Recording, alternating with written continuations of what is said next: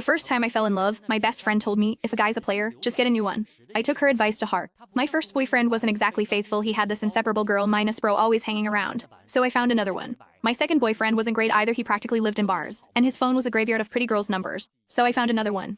The third was still hung up on his old flame, a girl he could never forget. Just as I was about to start the hunt for number 4, my best friend kicked down my door and screamed at me, her voice cracking with desperation. The whole point to get a new one is that you dump the old one first. I just stared at her blankly. Oh well, which one do you want? I can give you one. I'm a simple girl. Always have been. Growing up, I did what my parents told me. Now that I'm older, I do what my best friend, Zoe, tells me. My life has been a straight line of studying and exams. So when I finally got into college, I decided it was time to spread my wings. Challenge myself. Get a boyfriend. I inherited my parents' good looks, so I wasn't exactly lacking in that department, but I had zero idea what to look for in a guy.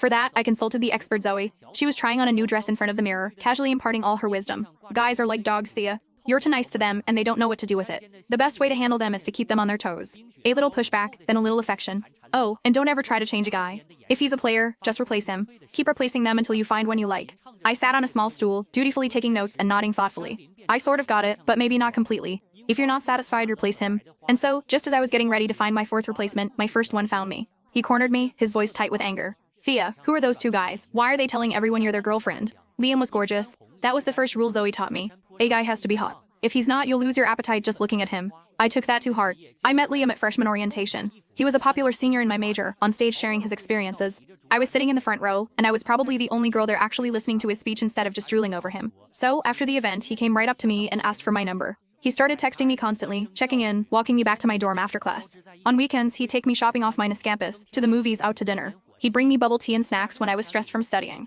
He even bought me a ridiculously expensive necklace. For the first 18 years of my life, my world had been a placid pond. Liam was the first stone to ever make a ripple. So when he asked me to be his girlfriend, I said yes. What I didn't expect was that after we got together, I'd discover he had a best girlfriend who was practically attached to his hip. On one of our dates, Liam's girl minus bro showed up uninvited. She slung an arm around his shoulder like they were buddies and winked at me. The girlfriend won't mind, right? We're totally platonic. Liam just sighed, but he was indulgent.